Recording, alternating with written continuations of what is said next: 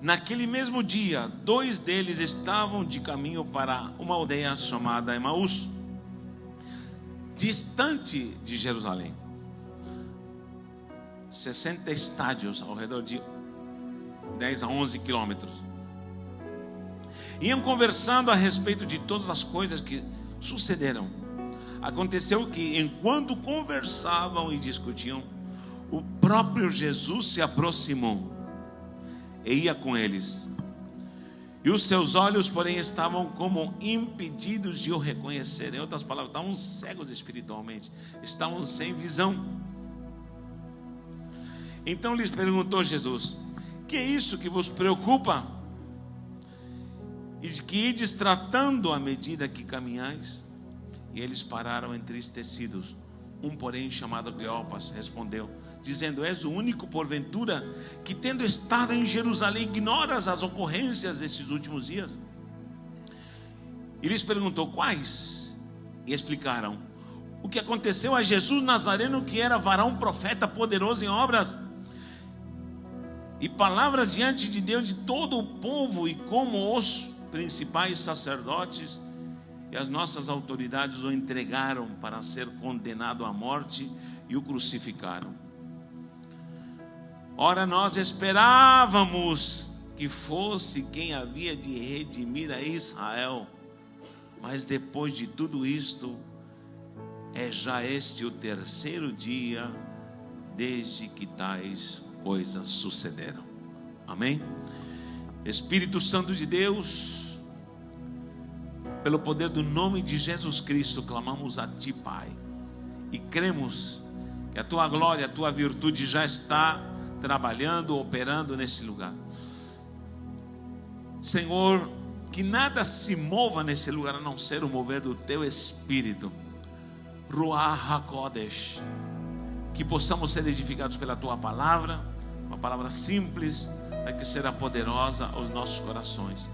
Nós declaramos que o Senhor já nos deu vitória. Insta-nos pela palavra que possamos acreditar e tomar posse de toda a promessa, no nome santo de Jesus. Amém e amém. Se assente aí por alguns minutos para escutar o que Deus tem para você. Queridos, encontramos nessa passagem uma hora de decadência de fé. Um momento onde evadiu-se toda a esperança, toda a confiança daqueles que se chamavam discípulos de Jesus. Esses 2 não pertencem aos 12, mas Jesus chegou a ter 70 discípulos e multidões seguiam como discípulo. Nessa hora é o 3º dia depois que Cristo morreu e foi sepultado. Já é o dia da ressurreição. Era dia domingo. Creio eu que era o crepúsculo, talvez, no entardecer, aquela tarde ensolarada, daquele céu azul que começa a ficar amarelado no sol de setembro. Creio eu que estava frio, eles caminhavam fora, o oposto do que está indo para Jerusalém. Diz que se direcionavam para Emaús. Essa palavra Emaús, alguns a traduzem como confusão, mas literalmente Emaús significa águas termais. Eu não sei se alguém conhece o que é águas termais, águas quentes. Na minha terra tem muitas águas termais, vulcânicas, e as pessoas que podem ir lá, é como se fosse uma sauna. É um lugar para relaxar, sabe? Quando você quer sair do conflito, quando você quer fugir do problema. Muitos empresários investiram em hotéis na Cordilheira dos Andes, onde há águas termais. E Emaús tem essas águas termais, águas quentes.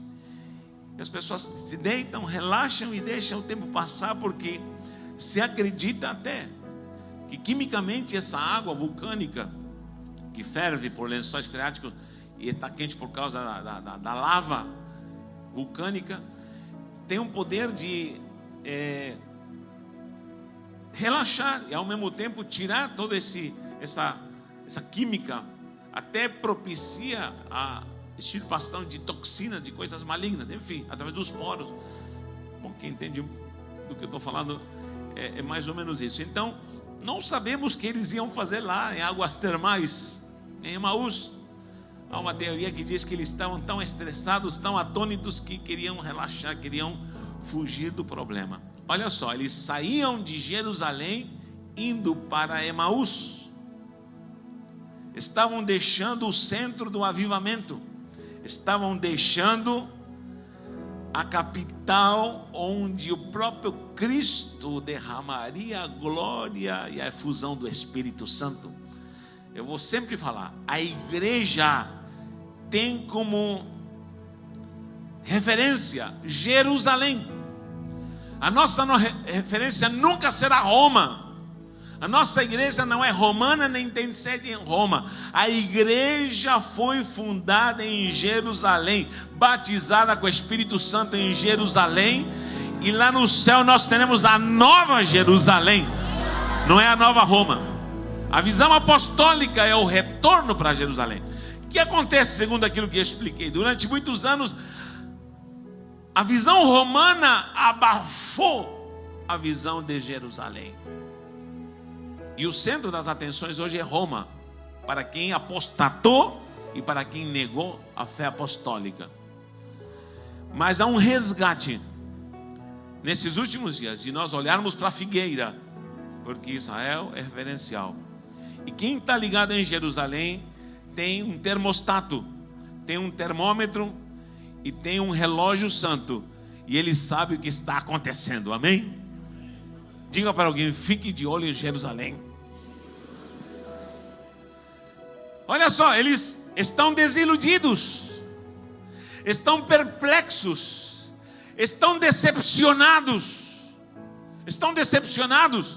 Eles, como falei, evadiu-se a esperança, esfumou-se a confiança. O líder deles, o que curava, o que ministrava, o que falava com autoridade e poder, o mataram. Aquele que tinha autoridade para levantar paralíticos, coxos, curar cegos, ressuscitar mortos. A fonte e a excelência de uma glória, de uma vida com ele, era o que motivava esses homens a acordarem, a largarem tudo e o seguirem nos desertos, nos valados, nas montanhas. Jesus era o cara, meu irmão, era o líder, era o Hamashiach. Quando ele falava, tocava os corações. Quando havia homens com autoridade querendo apedrejar, ele interferia e falava: nem eu te condeno. E ninguém podia contra ele, porque a sua palavra diz aqui que a sua mensagem era diferente dos fariseus, porque era com autoridade, com unção, com poder. Todos tinham sido rejeitados da escola rabínica, porque alguns somente eram escolhidos para ser rabinos e ficavam aos pés dos rabinos. No caso de Paulo, aos pés de Gamaliel. Quem não passava na Brit Hadashah era rejeitado. E o que acontece? Todos aqueles que não iam ser rabinos se dedicavam a ser pescadores, pedreiros. Então todos os pescadores, pedreiros, todos aqueles camponeses eram frustrados que não tinham passado na escola rabínica.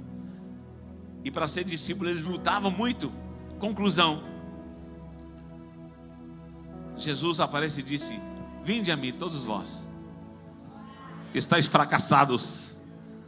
Todos aqueles que fracassaram, todos aqueles que foram rejeitados pela escola rabínica dos fariseus, todos aqueles que se frustraram, todos aqueles que perderam seus sonhos, vinde a mim e eu vos farei meus discípulos. Olha, presta atenção.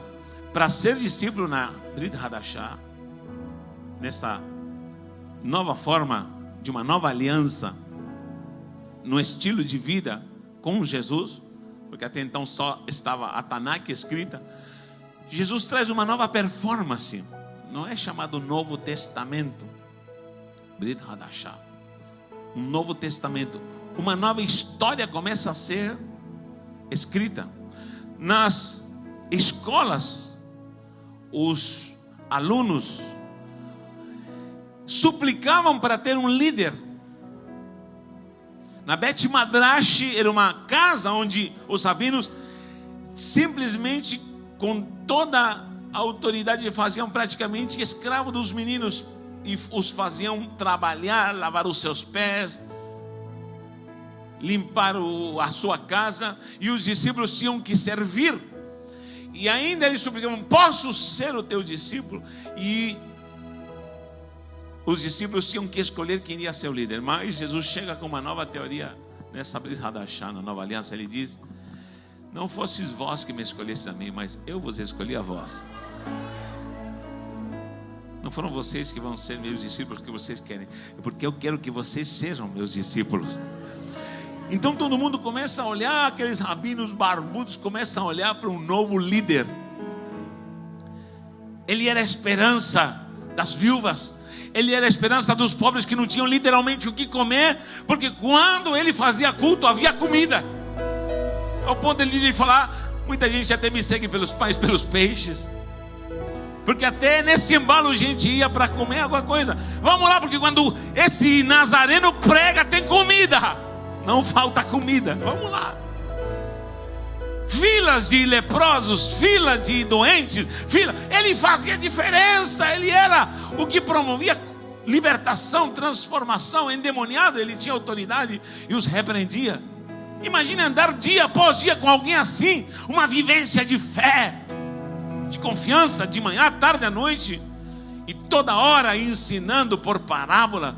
Mataram o nosso líder, mataram a fonte da nossa esperança, o nosso motivador, o nosso salvador. O céu se entenebreceu, mergulharam no abismo das decepções. Cuidado, líder, quando você começa a entrar no abismo das decepções e a alma começa a se manifestar e começa a te enganar. A nossa alma é cretina e nos engana.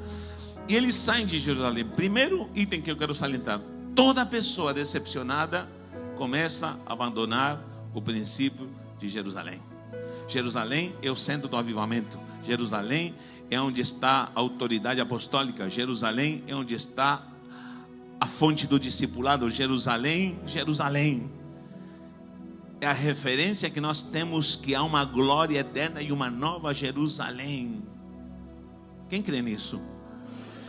Então toda vez quando você começa a sucumbir em decepções, você deixa o propósito sublime de ser consolidado em Jerusalém. Eles vão para Emaús. Desorientação, águas térmicas. Vamos embora lá tomar um banho de água térmica, talvez, passar esse momento crítico. Estou precisando descansar, é muito estresse. Talvez eles estão dizendo: acabou, gente, acabou. Poxa, eu estava tão esperançado, até minha família estava sendo convertida, estávamos sendo já resultados.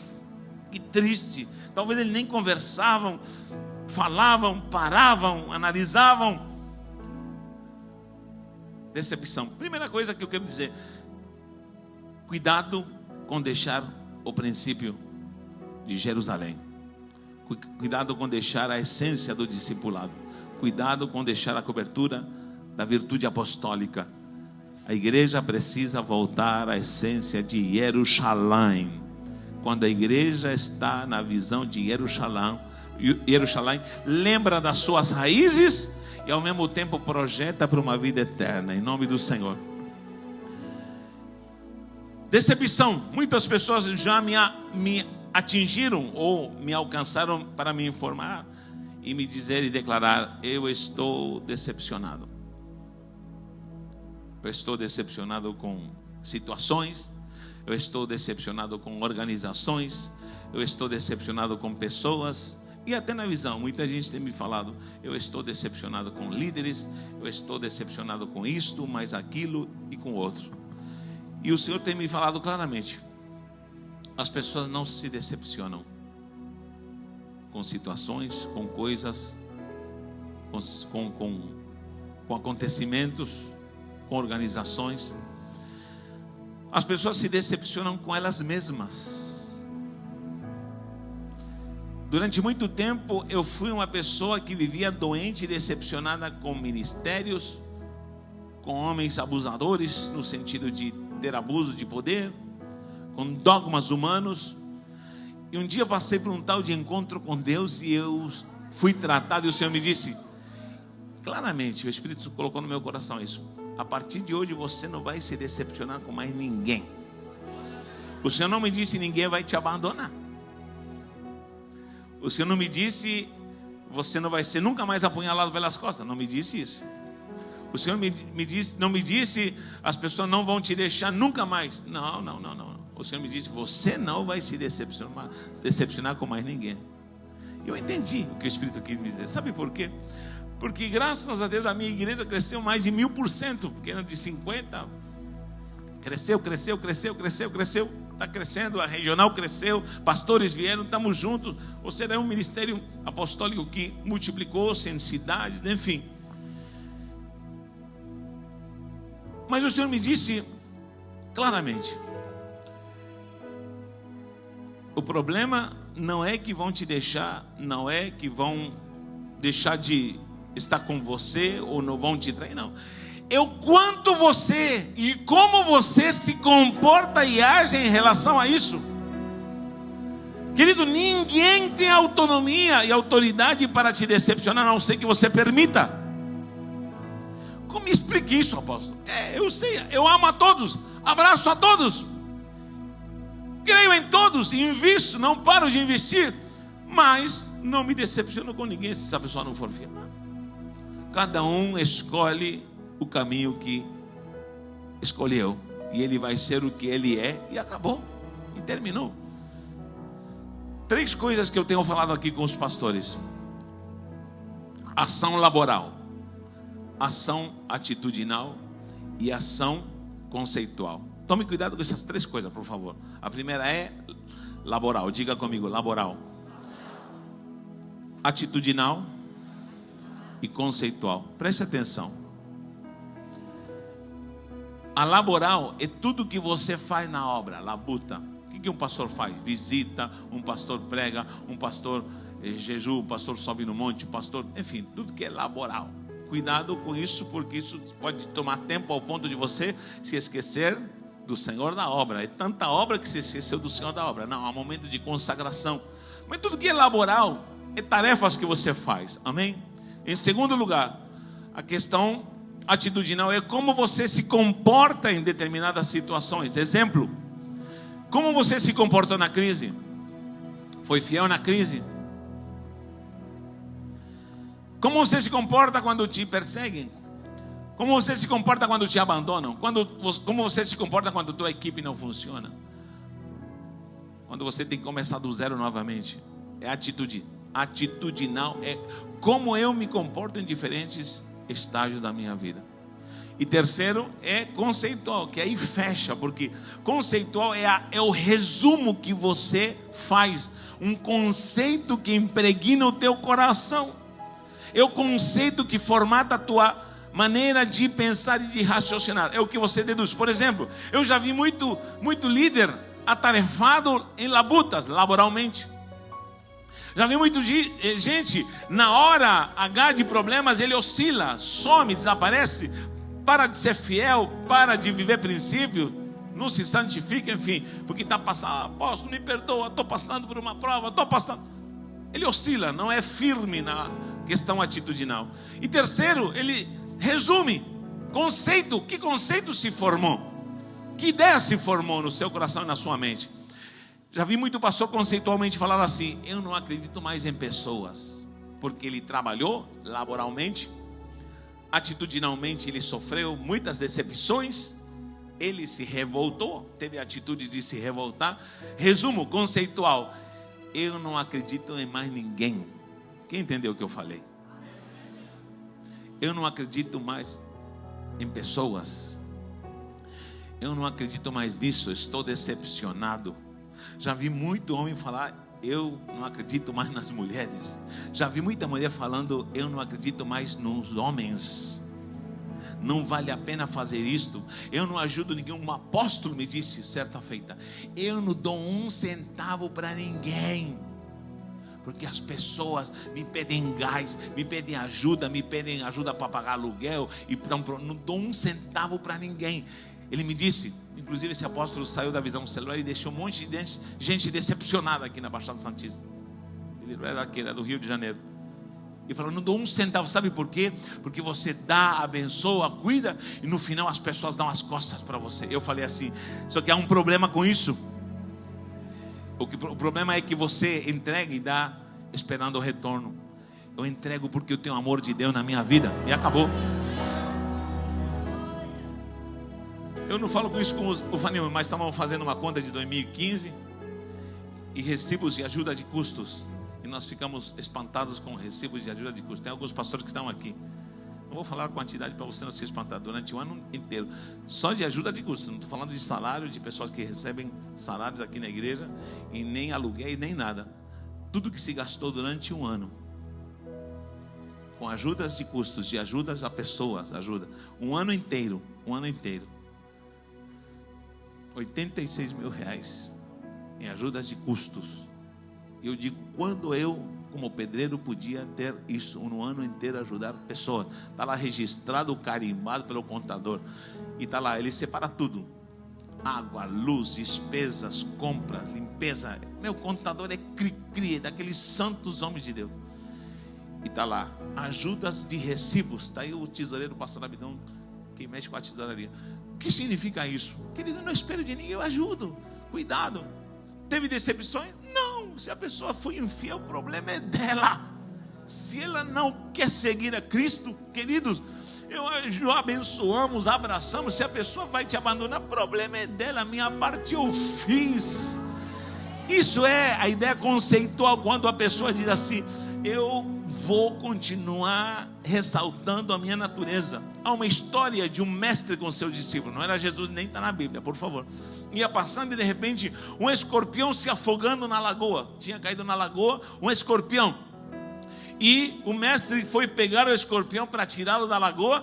E quando ia tirá-lo, ia salvá-lo, o escorpião levantava o ferrão para ferrar o mestre, e ele tirava a mão. E os discípulos assistindo, foi tirar novamente o escorpião para salvá-lo. O infeliz escorpião está se afogando, e ele levantava o ferrão para ferrá-lo. E de novo, e os discípulos: mestre, para, o senhor vai se dar mal. O senhor está tentando salvá-lo e ele levanta o ferrão para você. A natureza do escorpião é de matar, de envenenar. Não faça isso, mestre. Essa é a natureza dele. Ele disse: a natureza do escorpião é matar, mas minha natureza é salvar. E pegou ele e jogou ele para fora. E a natureza do escorpião não pode ser maior do que a minha natureza. Minha natureza é salvar, minha natureza é restaurar.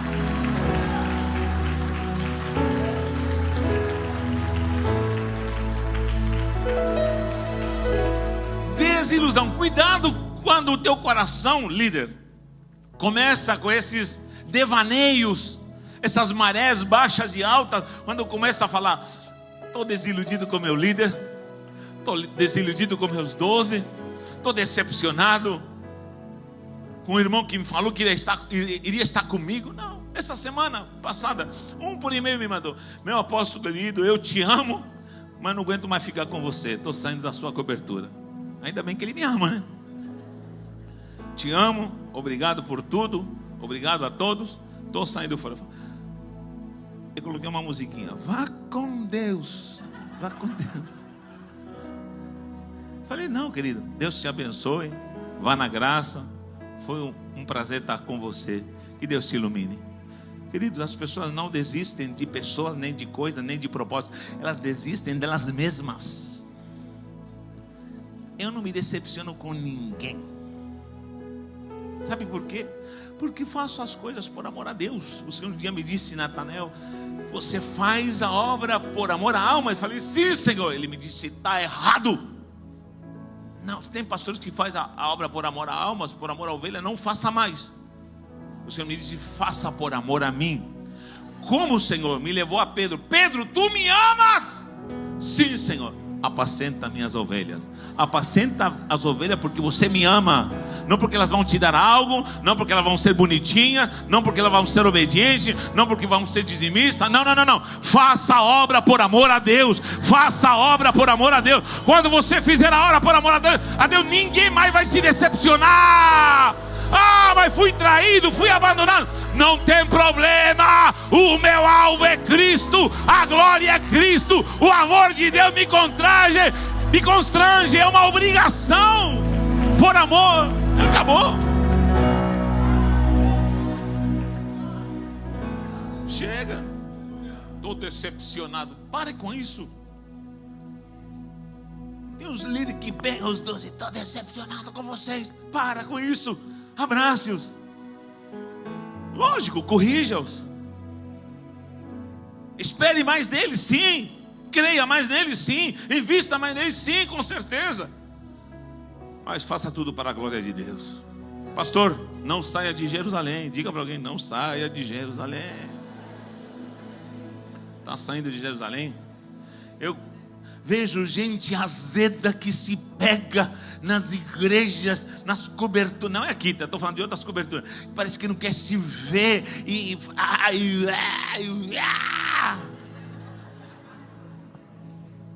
Sabe o que está faltando? Deus. Amor de Deus, imensidão. Quem lembra desse louvor? Ninguém conhece? Meu Deus. Estou tão velho assim, meu pai. O amor de Deus. Ninguém lembra? Está faltando o amor de Deus. Foi por amor. Esses discípulos estavam decepcionados, desiludidos. Meu Deus do céu. Mais uma decepção. Mas estava tudo, estava na cara do gol. Era só chutar. Era gol, matam ele na hora de... Jesus aparece na estrada. Jesus está perto de você, meu irmão. Jesus apareceu e se aproximou deles. Queridos, cuidado com essa teoria das decepções, porque você fica cego. E é tanta decepção que te tira de Jerusalém, te leva para Emaús, e Jesus aparece e você não vê Ele.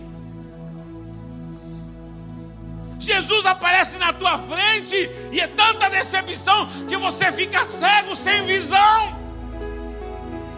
Cuidado com esse histórico de decepções. Nunca vi um Jesus almático falando: Pedro, você me negou. Quem diria, Pedro? Com Judas, nunca houve demonstração em Cristo de uma alma doente por causa que havia um traidor na equipe. Ele só falava: eu amo todos vocês, mas um de vocês é Satanás. Olha que cura. Eu posso falar: tem Satanás no teu meio, lamentavelmente. Não, meus dois. Na hora da ceia, estava lá o Judas querendo tomar ceia. Vamos lá. Cristo já nos preparou. Você conhece? O manjar que nos comprou. Me ajuda. Estava lá o Judas. Vamos lá. Judas foi esticar a mão. Judas parou de cantar. Judas, você tá ligado? Estou de olho em você. Você não toca nesse pão, Judas. Não toca nesse pão. Não. No Kiddush, ela pega o pão, e se alguém molhava o pão com você no cálice e comia, você estava dizendo para ele: Judas, ou para essa pessoa que estava em contenda com você, vamos nos acertar. Então, quando Jesus colocou o pão, Judas colocou e olhou nos olhos dele. Jesus disse para ele: se você se arrepende, eu te perdoo. E Judas não se converteu. E Jesus falou assim: o que tiveres para fazer, faze-o depressa. Faze-o depressa. Olha, se eu souber que você anda rebelde para ir, não, faze-o depressa. Não vemos um Jesus refutando, se rebelando, como um manso cordeiro vai à cruz. Na cruz, ele não diz: vocês vão ver, vai cair fogo do céu. Pai, perdoa-lhes, perdoa-lhes, não sabe o que faz. Perdoe, libere perdão.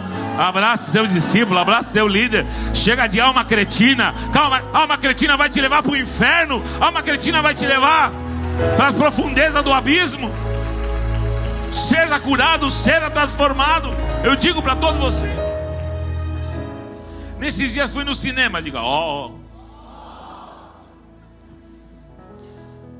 crente pode ir no cinema, depende do que vai ver. Se vai ver besteira, está desviado. Porque tem gente que assiste coisa ruim em casa, aí piorou. Fui assistir um filme que renasceu, chama-se Ben-Hur. Eu desafio a todos vocês irem no cinema com suas igrejas, lotarem o cinema e fazer um Pentecoste lá no cinema. De glória. Ben-Hur. Muita mocidade foi achando que era aquele filme de gladiador, de matança e loucura. Era cristocêntrico. No final estava eu e a minha esposa: glória a Deus. Os jovens começaram a zombar: glória a Deus, só Jesus. Eu te dou essa semana para você assistir esse filme. Conclusão: muita gente se decepcionou, porque pensava que Jesus viria a suprir interesses políticos de Jerusalém. Roma oprimia Jerusalém. Ele achava que iria matar os romanos, iria implantar o seu reino. Jesus chega perto, eles estavam atônitos, perplexos. Olha a pergunta dele: o que é isso que vos preocupa? Olha só.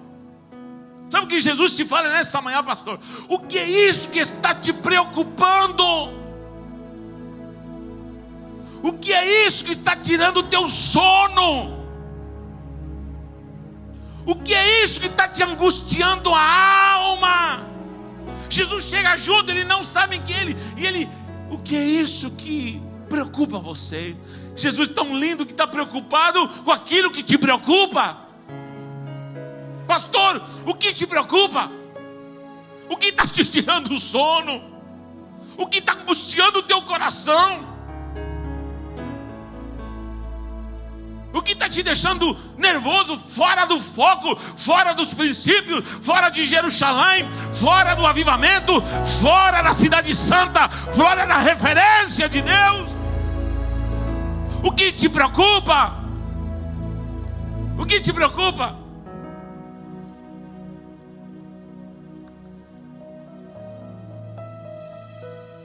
E que vais tratando à medida que caminhais. Sabe o que acontece? Eles estavam indo numa caminhada longe dos propósitos de Deus. E Jesus os acompanhou. Jesus acompanhou. Tem hora que, meu irmão, você está fora da presença dele. Está indo para um caminho fora da presença dele. E o Senhor te acompanha e diz: para onde você está indo, Natanael? Ah, Senhor, conheci um pastor ancião.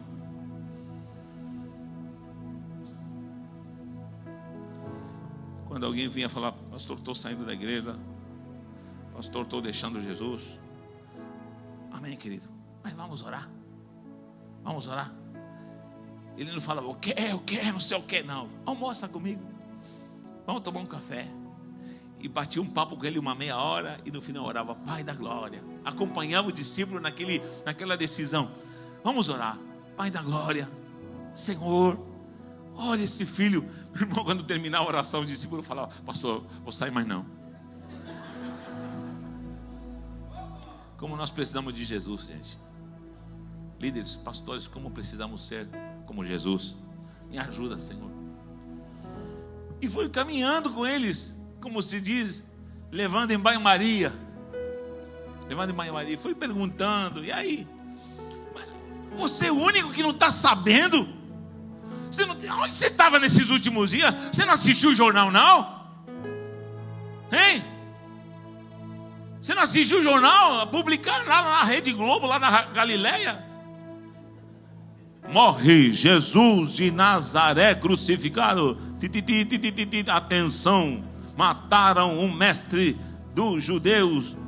Mataram, olha os jornais, todas as bancas falavam: mataram Jesus, mataram Jesus, mataram, extra, extra, extra, mataram Jesus de Nazaré.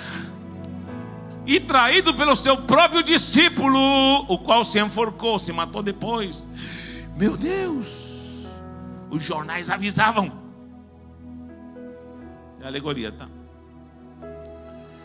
O que acontece? Aonde o senhor estava nesses últimos dias, ô desconhecido? Você é o único que está boiando, tá por fora. O que está acontecendo? Aí Jesus fala: mas não estava escrito sobre esses fatos? E começa a trazer Bereshit, Shemot, Vaikra, Bamidivá, Devarim, Gênesis, Êxodo, Levítico, Número, Deuteronômio. Foi avançando. Josué, Juízes, foi avançando, foi adentrando nos profetas, todos os profetas. Isaías, Jeremias, foi anunciando. Não estava escrito em Jeremias isso, não estava escrito em Lamentações sobre isso, não estava escrito lá em Ezequiel, em Daniel, em Oséias, Joel, Amós, Obadias, Miqueias, Naum, Abacuque. E foi passeando nos profetas, até chegar em Malaquias. Não estava escrito. E ele se olhava assim: o que está acontecendo com esse camarada? Quando ele estava nessa empolgação, eles já ficaram parados. Eu creio que já era o entardecer, o sol também tinha se reclinado nas montanhas. E chegaram na aldeia. Jesus talvez faz para ele: tchau, vou passar para frente. Fica conosco, estrangeiro, fica conosco. Tem gente que com uma conversa pode mudar a sua vida. Uma conversa pode mudar o teu destino. Fica conosco. O constrangeiro: não, o senhor vai ficar conosco. Senta aqui, vamos lá, vamos jantar juntos. Adentraram. Não diz que era um lugar específico, mas havia mesa, era um lar, uma casa, não sei, uma pousada. Se assentaram ali e foram jantar. Prepararam pão, comida. E disse que agradeceu e abençoou os alimentos. Acho que todo mundo abaixou as vistas e ele disse: Pai, obrigado.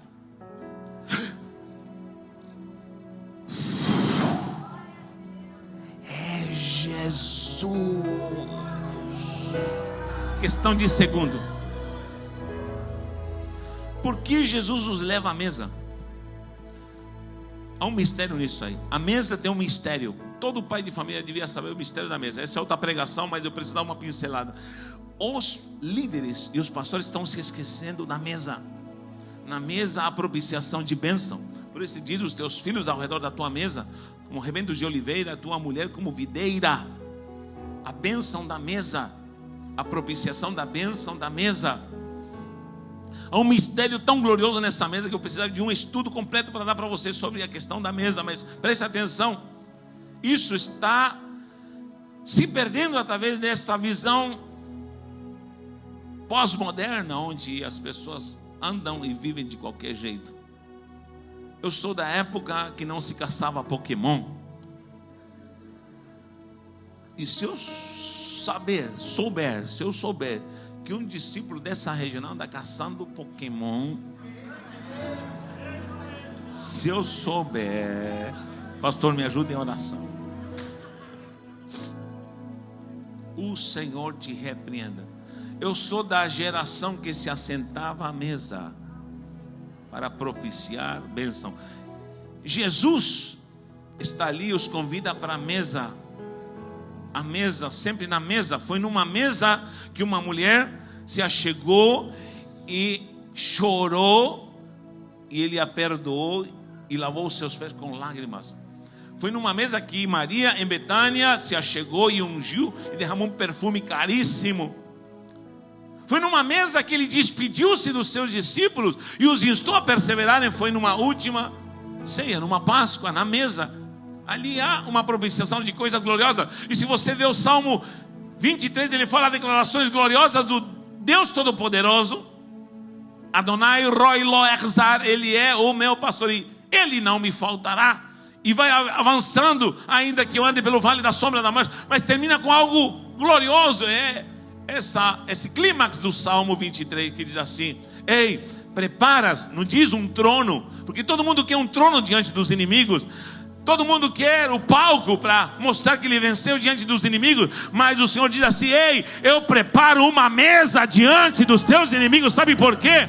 Porque mesa não é palco para você se demonstrar que você venceu, como muitos louvores cantam, ou trono para demonstrar que você pode pisar nos outros. Mesa é lugar de perdão, mesa é lugar de comunhão. Ei, diante dos teus inimigos eu vou preparar uma mesa para que você os convide e faça as pazes, viva em bênção, e todos vão se assentar à sua mesa e vão provar que Deus é contigo, que Deus te abençoou, e vão desfrutar.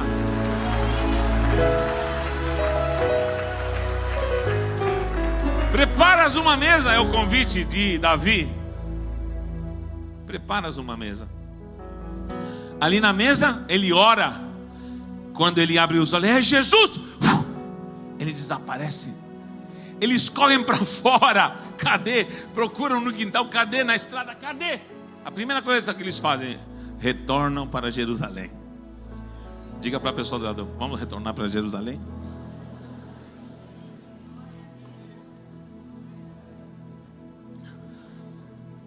Quando você volta para Jerusalém, e diz que correndo voltaram para Jerusalém, eles falaram: peraí, por acaso não queimava o nosso coração quando ele nos expunha as escrituras?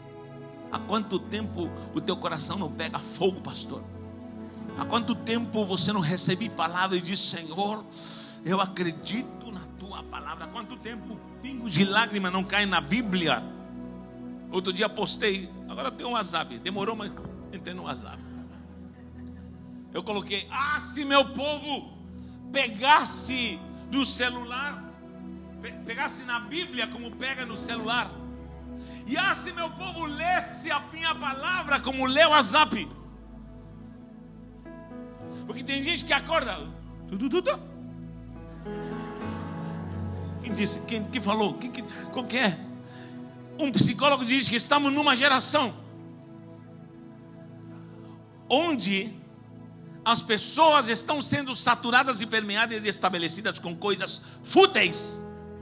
Fúteis, o que é isso? Olha o meu cachorrinho, olha o que eu comprei, olha o que eu estou fazendo, olha a selfie, olha, e as pessoas dão importância a coisas supérfluas, banais. E não, que mensagem, o que ele disse? E nós temos que tomar cuidado com isso, sabe por quê? Porque podemos entrar, travou essa porcaria, joga fora, acabou. Queridos, se esse celular está te desviando, é porcaria, jogue fora. Quem está te falando de teu líder, em nome do Senhor, jogue fora. Se isso está te afastando da presença do Senhor, quebre, jogue na parede, em nome do Senhor. Alguém diz amém?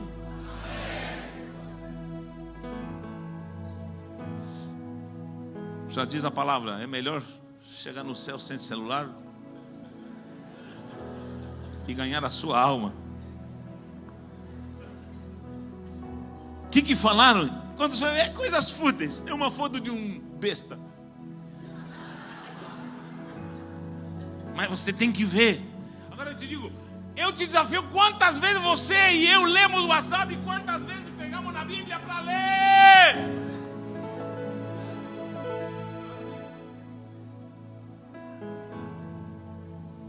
E eu ando ficando meio doido. Comece a mandar mensagem fora de contexto, eu vou te pegar.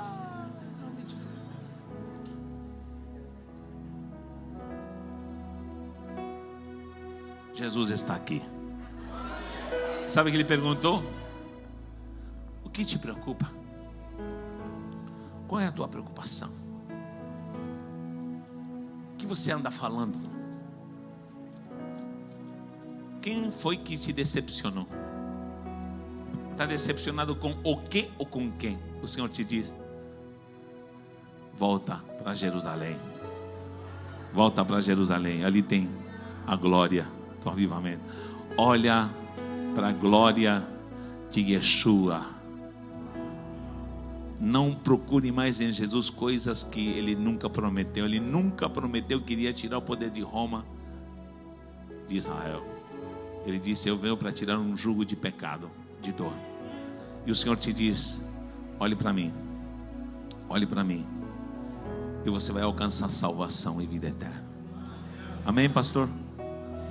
Deus falou contigo? Curve sua cabeça em nome do Senhor.